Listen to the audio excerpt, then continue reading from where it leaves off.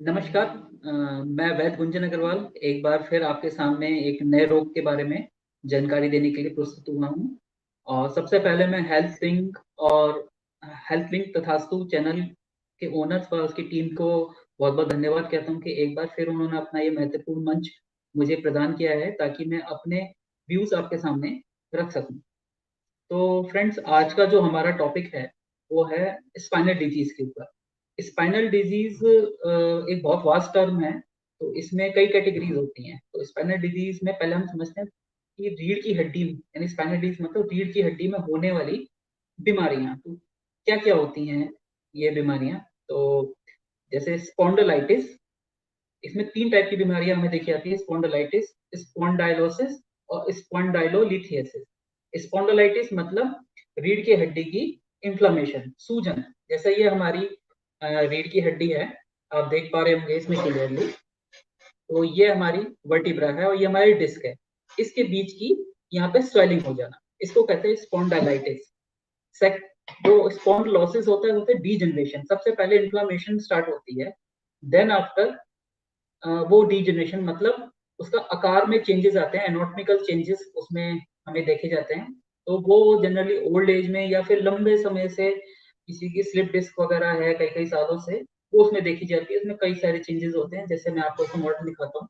ये आपका एक तरफ नॉर्मल है ये, और ये आपका डीजनरेटेड है। तो आप इसमें देख सकते हैं ये आकार काफी कम हो गया है, डिस्क का साइज कम हो गया है, रीढ़ की हड्डी चेंज हो गई है। तो स्पॉन्डोलाइसिस कहते हैं इसे। और थर्ड टर्म होती है स्पॉन्डाइलोलिथियसिस। ये जनरली एक्सीडेंटल केसेस में देखी जाती है, बहुत ज्यादा ओल्ड एज में कैल्शियम की कमी से दोनों वर्टिब्रा आपस में एक दूसरे से दूर हो जाती हैं या डिसलोकेट हो जाती हैं। तो आज हम स्पॉन्डिलाइटिस और स्पॉन्डिलोसिस के बारे में बात करेंगे। तो इसमें भी दो कैटेगरी आ जाती है: सर्वाइकल स्पॉन्डिलाइटिस और लंबर स्पॉन्डिलाइटिस। तो अगर हम रीढ़ की हड्डी के बारे में बात करें तो 5 हिस्सों में हमारी रीढ़ की हड्डी डिवाइड होती है। सबसे ऊपर वाला जो हिस्सा होता है वो है नेक का हिस्सा, जो आपकी गर्दन, उसे हम कहते हैं सर्वाइकल। दूसरा हिस्सा होता है हमारा थोरेसिक, जो आपका चेस्ट वाला एरिया जो रीढ़ की हड्डी आती है उसे कहते हैं थोरेसिक या डोर्सल। और तीसरा हिस्सा होता है लंबर, जिसे हम कमर वाला एरिया कहते हैं, जैसे लंबर एरिया।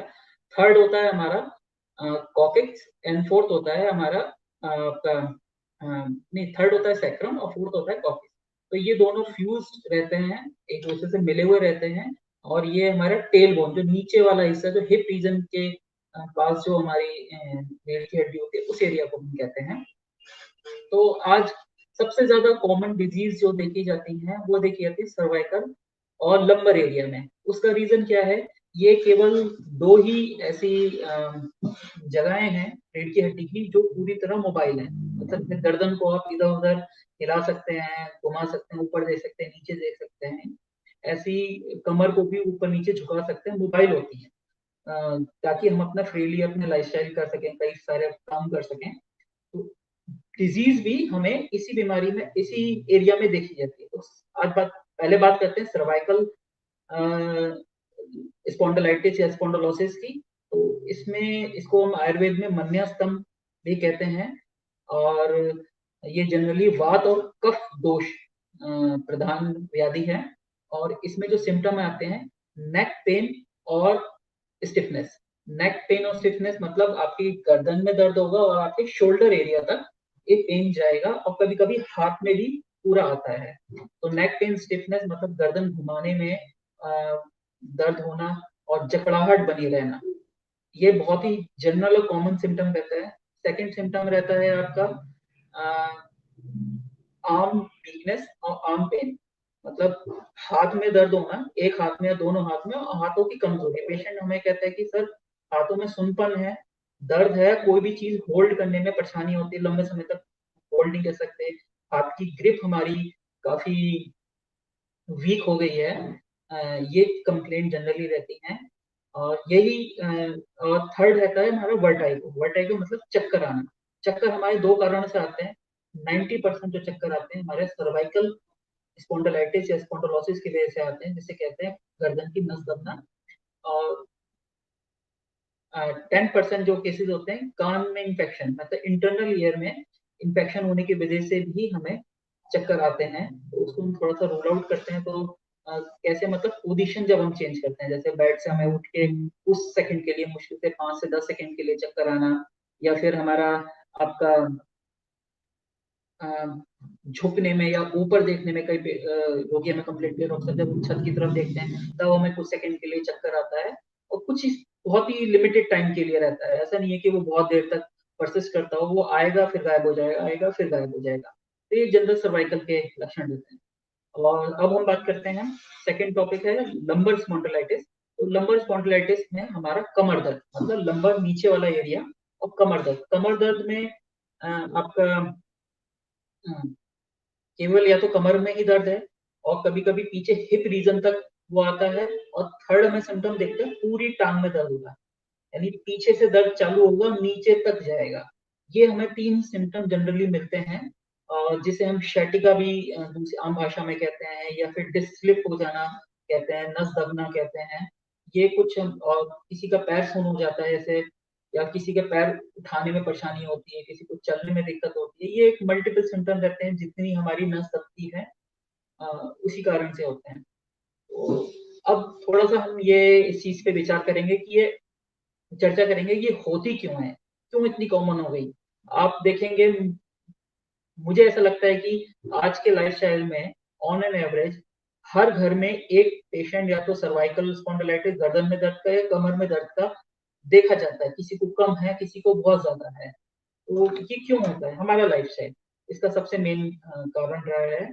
क्योंकि पूरे दिन बैठना है, और कोई भी अब फिजिकल वर्कआउट नहीं है, कोई बहुत ज़्यादा फिटनेस फ्रीक है तो सुबह-सुबह उसने कुछ टाइम अपना वर्कआउट में लगा दिया, या भारी वज़न उठाना, बाइक पे या कार में लंबी जर्नी करना, कईयों की जॉब ऐसी होती है टीचिंग की, या फिर गवर्नमेंट जॉब होती है, जो कि कई-कई किलोमीटर एक ही दिन में बाइक से ट्रैवल करते हैं। और तो ये सब कारण की वजह से हमारे गर्दन में और कमर में परेशानी आता है। ऑफ़िस जॉब, बच्चे हैं तो गर्दन झुका के पढ़ते हैं, उनमें प्रॉब्लम आती है। मोबाइल का एक्सेसिव यूज़ गलत तरीके से, आपका मोबाइल का यूज़ बहुत कॉमन हो गया, ज़रूरी भी है, पर उसका सही तरीके से इस्तेमाल, तो गर्दन झुका के अपनी मोबाइल का इस्तेमाल करना है, चाहे वो मोबाइल का इस्तेमाल करे, चाहे वो घरेलू काम करे, चाहे वो पढ़ाई का काम करे, तो गर्दन लंबे समय तक एक ही पोस्चर में झुकाने से ये परेशानी देखी जाती है। ऑफ़िस वालों को जो कंप्यूटर पर रहता है घंटों-घंटों एक ही पोस्चर में काम करते हैं। तो सबसे इम्पोर्टेंट इसका प्रिवेंशन, कारण तो हमने जान लिया, प्रिवेंशन की किसी भी एक पोस्चर में आपको लंबे समय नहीं बैठना है। अगर आपको एक ही पोस्चर में है तो थोड़ा-सा वर्कआउट करिए, थोड़ा-सा पोज़ीशन चेंज करिए, थोड़ा चल के आइए, फिर अपना काम अपना रिज़्यूम करिए। पर लंबे समय तक एक ही टाइप से जब हम अ, देखिए, अगर हम इसको झुका के आगे की तरफ बेंड करेंगे तो लंबे समय तक ये हमारी डिस्क दबी रहेगी, और डिस्क दबने की वज़ह से ये पीछे की तरफ जो नसें हमारी आ रही हैं तो ये आप साइड से देख पाएँगे, पीछे की तरफ जो नसें आ रही हैं, इसमें दबाव आना चालू होता है। तो मैं अभी आपको थोड़ा-सा बताऊँगा कि अ, कितने टाइप की डिस्क प्रॉब्लम्स होती हैं, उनका क्या-क्या ट्रीटमेंट रहता है और उनकी ड्यूरेशन क्या रहती है। तो कॉमनली ये जो देखा जाता है, सर्वाइकल की प्रॉब्लम लेडीज़ में ज़्यादा देखी जाती है, और जेंट्स में कम देखी जाती है। रीज़न वही है, घर के काम करना, गर्दन झुका के सब ज़्यादातर काम होते हैं उसमें। और इसी का उल्टा थोड़ा-सा कमर का हम देखें, लंबर स्पॉन्डिलाइटिस की प्रॉब्लम मेल्स में ज़्यादा देखी जाती है एज़ कम्पैरेटिव टू फीमेल्स। उसका रीज़न ये रहता है कि उनको लॉन्ग जर्नी करना है, बाहर जाना है घर से, बाइक कार में या फिर बस में, रिक्शा में एक जर्नी ज़्यादा करनी है, जिसकी वजह से उनकी एक लाइफ़स्टाइल की वजह से उनको कमर की प्रॉब्लम ज़्यादा देखी जाती है।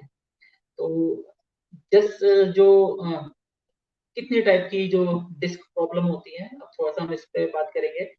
कि 3 टाइप की जनरली डिस्क प्रॉब्लम देखी जाती है। तो सबसे अर्ली स्टेज होती है, उसे हम कहते हैं डिस्क बल्ज या डिस्क प्रोट्रूजन या डिस्क प्रोलैप्स। आपने कभी किसी ने एमआरआई कराई होगी, तो उसमें लिखा हुआ आता है डिस्क बल्ज, डिस्क प्रोट्रूजन या फिर डिस्क प्रोलैप्स। तो इसका मतलब डिस्क आपकी निकल के आपकी नस को दबा रही है। तो उसका एक छोटा-सा एक मॉडल मैं आपके सामने दिखाने जा रहा हूँ। पहले आप थोड़ा नॉर्मल देख लीजिए। नॉर्मल को समझेंगे, ये हमारा नॉर्मल आपका वर्टिब्रा है, जो कि हम देख रहे हैं। ये बीच में जो ग्रीन हिस्सा दिख रहा है, इसका जेली लाइक स्ट्रक्चर होता है, इसे न्यूक्लियर कहते हैं। और जो इसका व्हाइट वाला हिस्सा, ये हार्ड स्ट्रक्चर होता है, इसको हम कहते हैं एनुलर। तो इसका क्या काम है? डिस्क अगर हम सामने से देखें, ये एक शॉकर की तरह काम करता है, शॉक एब्जॉर्बर है। हम जंप करते हैं, चलते हैं, फिरते हैं, इन सब चीजों में जो हमारे झटके आते हैं, उस चीज को एब्जॉर्ब करता है। और यही चीज हमें एक बीमारी भी देती है हमारे गलत वेस्चर के ऊपर से। तो ऐसे अगर आप देखें इस सेक्शन में, अम, तो ये आपको येलो कलर की एक जो दिख रही है, ये हमारी नर्व है, जिसे हम कहते हैं स्पाइनल कॉर्ड। तो ये सीधे हमारे डिस्क से सटी हुई है, इस जगह से। ठीक है, तो इस जगह से हमारी सटी हुई है, और जब भी हल्की सी डिस्क इसको टच करेगी तो इस पे कंप्रेशन आएगा। तो इसको हम, जो पहली स्टेज होती है, वो मैं आपको दिखाने जा रहा हूँ दूसरे मॉडल में। ये आप देखिए, आपका ये हमारा पहला मॉडल है। ये हमारा जो पल्प है, ये डिस्क हमारी थोड़ी सी डाइवर्ट होके इस नस को टच कर रही है। इसको हम थोड़ा सा इस सेक्शन में देखें, इस तरीके से ये लाल रंग का जो आपको दिख रहा है, ये हमारी डिस्क इस नस को दबा रही है, जिसकी वजह से हमें दर्द की प्रॉब्लम होती है। ये हमारी पहली स्टेज होती है, जिसे कहते हैं डिस्क बल्ज। इसमें अ, ये सबसे जल्दी सही होती है, जनरल एक्सरसाइज से भी ठीक हो जाती है। रेस्ट आप कर लें कुछ दिन का, 4 से 5 दिन का, उससे ठीक हो जाती है। या फिर आप योगा कर लें, या फिर फिजियोथेरेपी करा लें कुछ। ये सबसे अर्ली स्टेज है, ये बहुत ही जल्दी ठीक होती है। सेकेंड स्टेज हमारी आती है डिस्क डेसिकेशन या डिस्क एक्सट्रूजन। डिस्क डेसिकेशन हम किसे कहेंगे? तो आपने पहले देखा कि जो आपका रेड वाला जो पार्ट था, वो आपका जो यहाँ पर था, अब वो लीक होके बाहर आ गया है। मतलब जो ये व्हाइट लाइनिंग है, इसमें टीयर हुआ, मतलब रप्चर हो गया, फट गया, और ये लिक्विड सारा लीक हो गया। इसे हम कहते हैं एनुलर टीयर। अगर एमआरआई में आपने देखा होगा, लिखा हुआ टर्म होती है एनुलर टीयर हो गया, डिस्क टूट गई, या फिर डिस्क पूरी तरह बाहर आ गई है। वो यही होता है, लिक्विड हमारा ये बाहर आ जाता है। तो इसमें ये नस को अगर हम देखें तो अच्छा खासा नस को हमारा दबाता है। और ये जो कंडीशन होती है, ये लंबा समय लेती है ठीक होने में। किसी को कुछ हफ्ते लगते हैं, डिपेंड करता है कि कितनी, किस एरिया से और कितनी डिस्क दब रही है, नर्व कंप्रेशन हो रहा है। किसी को कुछ महीने भी लगते हैं, कई पेशेंट तो 6-6 महीने तक भी इस डिजीज से जूझते रहते हैं। और थर्ड स्टेज आती है कि ओल्ड एज, जिसे हम कहते हैं डीजनरेशन। डीजनरेशन मतलब आपकी रीढ़ की हड्डी पूरी तरह खराब हो गई है। ये जनरली ओल्ड एज में, या फिर बहुत सालों से जिनको कमर की प्रॉब्लम रहती है, उसमें देखी जाती है। और ये देखिए, स्पेस पूरा रिड्यूस हो गया है आपका।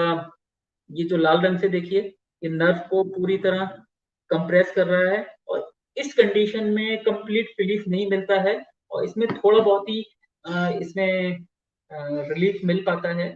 बस ये है कि आयुर्वेद और पंचकर्मा योगा के थ्रू इस कंडीशन में, जो डिजनरेशन वाली स्टेज है, इस कंडीशन में तो हम पूरी तरह रिलीफ नहीं दे पाते हैं। तो अब हम बात करेंगे कि इसका क्या ट्रीटमेंट है। तो ये जो हमें स्टेजेस पता लगती हैं, वो हमें पता लगती हैं केवल एमआरआई से। तो कमर की डिजीज में एमआरआई बहुत जरूरी है। अगर आपको 1 हफ्ते से ज्यादा, या फिर कुछ महीनों से अगर आपको लगातार पेन है, या बार बार आपको पेन होता है, तो जरूर एक बार एमआरआई कराइए। क्योंकि बिना एमआरआई के ये कंडीशन पता करना बहुत ज्यादा मुश्किल होता है। क्योंकि डिस्क बल्ज में भी नस दब रही है, उसमें भी हमें उतना ही पेन होता है। और आपकी डेसिकेशन, जो कि आगे की एडवांस स्टेज है, उसमें भी नस दब रही है, उसमें भी उतना ही पेन होता है। और रिजल्ट वेरी कहते हैं। कई पेशेंट कहते हैं कि हमारा तो बहुत जल्दी ठीक हो गया था पिछली बार, अब हमारा हमने पंचकर्म भी लिया है, 7 दिन हो गए, 15 दिन हो गए, हमारा पूरी तरह रिलीफ नहीं आ पा रहा है। उसका रीजन यही रहता है क्योंकि वो पहले फर्स्ट स्टेज में थे, उसके बाद वो नेक्स्ट स्टेज में ट्रांसफर हो गए, तो उसमें टाइम लगेगा। तो इसमें जो सबसे जो कुछ फैक्टर्स हैं, हम बात करेंगे कि इनको ठीक करा जा सकता है। तो सबसे इम्पोर्टेंट फैक्टर है रिहाइड्रेशन, बॉडी को रिहाइड्रेटेड रखना। बहुत से लोग होते हैं पानी कम पीते हैं, जूसेस कम लेते हैं, पतली सब्जियां बहुत कम खाते हैं। तो इसकी वजह से बॉडी में पानी की कमी की होने की वजह से जो हमारी ये डिस्क होती है, ये जो हमारी डिस्क है, इसके बीच में जो आपका ग्रीन वाला जो पार्ट है, ये जेली लाइक स्ट्रक्चर होता है। और ये 80% जो बाय बर्थ जो होता है 80% यंग एज में जो हमारा वाटर कंटेंट होता है डिस्क के अंदर, तो वो हल्के हल्के हल्के हल्के कम होने लग जाता है। ओल्ड एज में आके ये 60% तक भी इसका वाटर कंटेंट रह जाता है, तो वहीं पे डीजनरेशन स्टार्ट होती है। जितना ये इसका स्पेस रिड्यूस होगा, उतनी नस के ऊपर पीछे से कंप्रेशन हटेगा। तो सबसे इंपॉर्टेंट है बॉडी को हाइड्रेटेड रखना। Second, avoid continuous posture. तो मैंने आपको जैसे पहले भी बताया था कि लंबे समय तक एक ही पोस्चर में आपको नहीं बैठना है, अपना पोस्चर चेंज करते रहना है, क्योंकि जब लंबे समय तक हम एक पोस्चर में बैठते हैं तो हमारी डिस्क कंटिन्यूअस एक ही टाइप से प्रेस होती रहती है और पीछे से जो उसका स्लिप होने के चांसेस बहुत ज्यादा बढ़ जाते हैं। Third, stability exercise. मतलब अब जब हम अगर एज फैक्टर की बात करें, जो डिजीज हमें ओपीडी में देखने को मिलती है, जनरली पेशेंट आता है हमारे पे 18 ईयर्स से 50 ईयर्स तक का, जो हमारे मोस्ट कॉमन पेशेंट है कि कमर दर्द की प्रॉब्लम लेके आते हैं। रीजन क्या है? Lack of exercise. उससे पहले के जो लोग थे, यानी जो 50 क्रॉस हैं, 60 के एज के हैं, वो आज भी आज के लोगों से ज्यादा फिट है। तो उस पर स्टडी हुई तो देखा गया है कि इनकी जो सुप्रास्पाइनस मसल्स होती हैं, मतलब रीढ़ की हड्डी को साइड से जो पकड़ के रखती हैं, वो जो मसल्स होती हैं वो काफी स्ट्रॉन्ग देखी गई। उसका बहुत बड़ा रीजन है वो पैदल बहुत चलते थे। आज से 20-25 साल पहले या उससे भी पहले साधन बहुत कम थे, इंटरनेट की सुविधाएं नहीं थी इतनी, और हमें सब मैनुअली काम करना पड़ता था। बहुत से लोगों के पास बाइक और गाड़ियां जैसी सुविधा नहीं होती थी, तो लोग पैदल बहुत चलते थे। खेत में काम करना है या एक्स वाई जेड, वो अपनी प्रायोरिटी पैदल चलने का रहते थे, जिसकी वजह से उनकी कमर बहुत ज्यादा मजबूत रही, और उसी की वजह से वो कमर जैसी और गर्दन की प्रॉब्लम से बहुत ज्यादा सेफ रहे। तो ये एक रहता है कि अपनी कुछ एक्सरसाइज ऐसी होती हैं जिसमें योगा एक्सरसाइज होती है, और अम, जैसे आपका अभी मैं आगे बताऊंगा कौन कौन सी योगा एक्सरसाइज आपके लिए हेल्पफुल रहती हैं कमर को मजबूत करने के लिए। और एक बहुत ही इंपॉर्टेंट टिप मैं आपको बताता हूँ कि जैसे आपको बहुत ज्यादा कमर में दर्द हो रहा है, आपको करवट भी नहीं ली जा रही है, तो इसमें एक बहुत ही इंपॉर्टेंट और तो छोटी सी एक्सरसाइज होती है, टमी टकिंग एक्सरसाइज कहते हैं। तो टमी टक एक्सरसाइज में मतलब आप पेट को अंदर खींच के अगर आप करवट लेते हैं या फिर उठते हैं, बैठते हैं, एक पोजीशन से दूसरी पोजीशन में जाते हैं, तो हमारी जो रीढ़ की हड्डी को के आसपास की मसल्स हैं वो टाइट हो जाती हैं और उसको हिलने से रोकती हैं। तो ये आप अगर आप अपनी उसमें देखेंगे, यूज करेंगे जब आपको बहुत ज्यादा कमर दर्द हो रहा है, तो आपको काफी ज्यादा फायदा होगा इस छोटी सी टिप से। और तीसरा जो फैक्टर जो है इम्पोर्टेंट एक्सरसाइज के अलावा, वो है रेस्ट। रेस्ट हर डॉक्टर बताता है, चाहे वो एलोपैथिक डॉक्टर है, आयुर्वेदिक है, चाहे वो नेचुरोपैथिक है, चाहे होम्योपैथिक है, हर कोई आपको स्पाइनल डिजीज में रेस्ट बताएगा, जितना आप रेस्ट करते हैं। अब रेस्ट करने से क्या होता है? जनरल कंडीशन में आप ऐसे खड़े हैं, ये आपका वेट पड़ रहा है डिस्क के ऊपर, तो एक ग्रेविटेशनल वेट है, बॉडी का वेट है, जिसकी वजह से इस पर कंटिन्यूस प्रेशर पड़ रहा है। जब आप लेटते हैं इस तरीके से सीधे, तो डिस्क के ऊपर जीरो प्रेशर होता है, और इसकी वजह से हमारी डिस्क की एक नेचुरल चीज होती है, जब वो रेस्ट पे होती है तो वो अपने को वाटर एब्जॉर्ब बहुत ज्यादा करती है और हाइड्रेटेड करती है, और नॉर्मल अपनी कंडीशन में अपनी डिस्क को लेती है, यानी रिपेयर होती है। तो रेस्ट करना बहुत ज्यादा इम्पोर्टेंट है डिस्क कंडीशन में। इसलिए अगर आप 7 से 8 घंटे का प्रॉपर स्लीप, यानी रात को लेट के मोबाइल वगैरह, यानी बैठ के मोबाइल ना देखें या फिर टीवी ना देखें, और प्रॉपर अगर प्रॉपर स्लीप लें, चाहे उल्टे लेटे, सीधे लेटे, साइड से लेटे, डजेंट मैटर, पर कमर के ऊपर प्रेशर नहीं लगना चाहिए, क्योंकि आज के लाइफस्टाइल में कईयों की जॉब्स ऐसी हैं कि रात भर भी काम करते रहते हैं, कुछ गेम्स खेलते रहते हैं, कुछ पढ़ाई करते रहते हैं। तो जिसकी वजह से कमर की प्रॉब्लम, यानी कमर का प्रॉपर रेस्ट नहीं मिलता, वो अपने को रिपेयर नहीं कर पाती, और इसी कंटिन्यूस लाइफस्टाइल की वजह से उनको कमर की दिक्कत जल्दी देखने को मिलती है। तो ये तो हमारे एक जनरल सिम्टम हो गए जिसकी वजह से जिससे आप कुछ अपना लाइफस्टाइल में चेंज करके काफी हद तक रिलीफ दे सकते हैं। अब इसके आगे हम बात करते हैं आयुर्वेदिक ट्रीटमेंट की। तो आयुर्वेदिक ट्रीटमेंट से हम कैसे कमर को ठीक कर सकते हैं। तो उसमें आपका सबसे इम्पोर्टेंट जो आता है पंचकर्म आता है। तो पंचकर्म में भी बहुत सारी ऐसी चिकित्साएं हैं जो कि आपके स्पाइन पर कंप्रेशन को हटाती हैं और आपकी जो नर्व डैमेज है उसको रिपेयर करती हैं। जो डिस्क आपकी डीजनरेट हो गई है उसकी दोबारा से रीजनरेशन में काफी हेल्पफुल रहती है, जो कि और किसी पैथी में मैंने नहीं इतना देखा है। तो न्यूरोलॉजी में आयुर्वेद बहुत अच्छा काम करता है और स्पाइनल डिजीज में भी बहुत ज्यादा अच्छा काम करता है। 90% केसेस में किसी भी टाइप की सर्जरी की जरूरत नहीं पड़ती है। 90% केसेस में लोग स्टार्टिंग में ही बल्ज में और डेसिकेशन में ही उनको बता देते हैं कि आपका ऑपरेशन होगा। बिल्कुल भी जरूरत नहीं है। आपके आसपास कोई भी पंचकर्मा सेंटर है या भी कोई भी आयुर्वेदिक डॉक्टर है या योगा सेंटर है, आप वहां पे अपना ट्रीटमेंट कराएं। कुछ नहीं है तो फिजियोथेरेपी कराएं प्रॉपर तरीके से, बहुत अच्छी तरीके से, तो आपको कंप्लीट वहीं से रिलीफ मिल जाएगा 90% केसेस में। अनटिल अनलेस की डिसलोकेट आपका वर्टिब्रा डिसलोकेशन नहीं है या फिर बहुत ज्यादा सीवियर कंप्रेशन नहीं है, तो कोई बहुत ज्यादा सीवियर कैटेगरी नहीं है, तो आपको जरूरत नहीं पड़ेगी। तो आयुर्वेदा पार्ट में पंचकर्मा में जो कुछ कॉमन थेरेपीज हम करते हैं वो है आपकी अभ्यंग स्वेदन मतलब मसाज, और आपकी स्टीम, मेडिकेटेड स्टीम, जिससे मसल स्पाज्म कम होता है और जो उसका जो आपका नर्व का कंप्रेशन है उसके ऊपर काफी अच्छा वर्क करता है। और इसमें कटी बस्ती है, जनरल जो देखा जाता है। पोटली सिकाई है जिसमें पत्र पिंड स्वेद बालुका पोटली, डिपेंड करता है कि हमें कौन सा दोष है। कफ है तो उसमें बालुका शोधन करेंगे।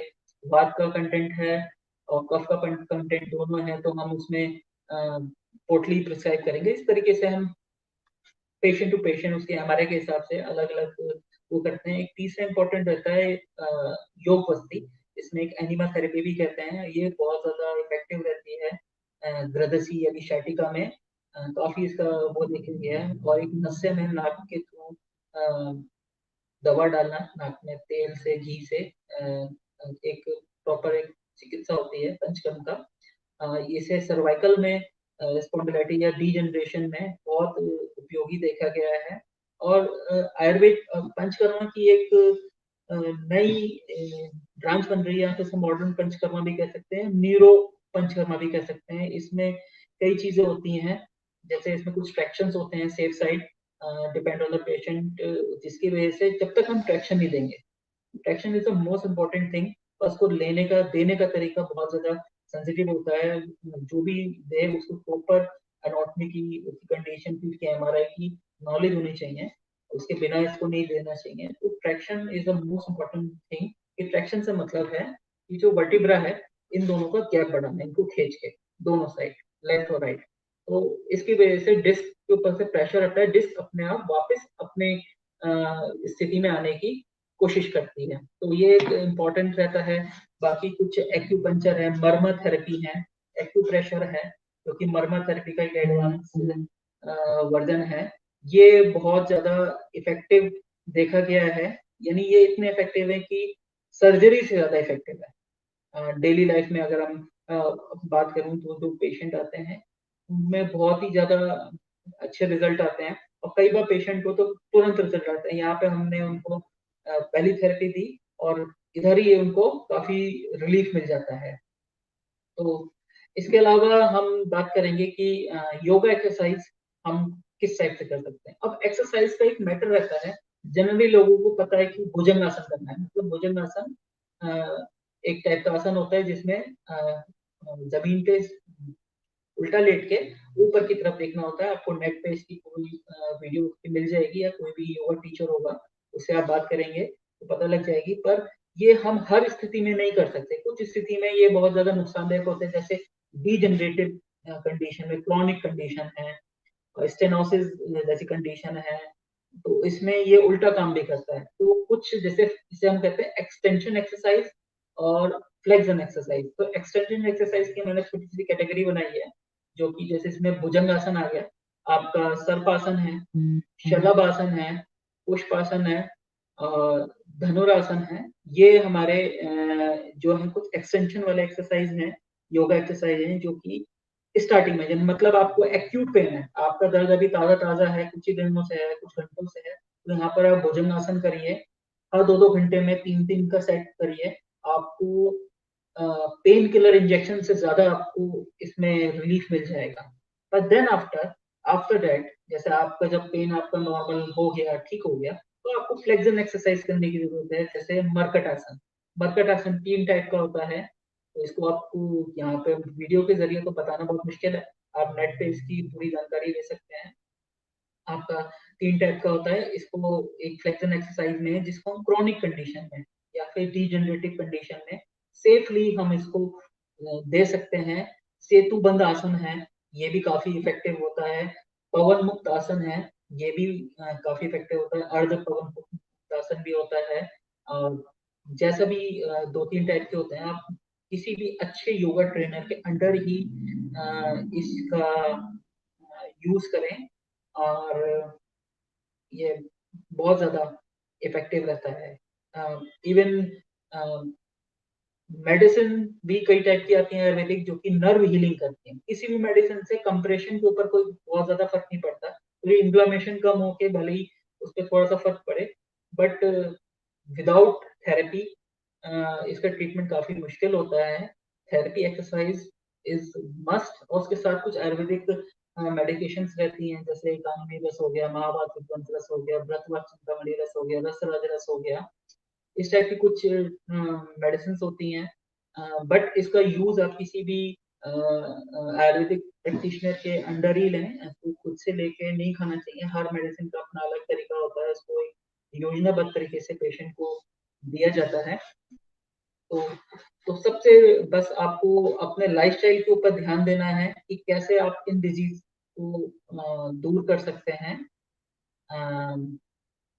एंड आपका जो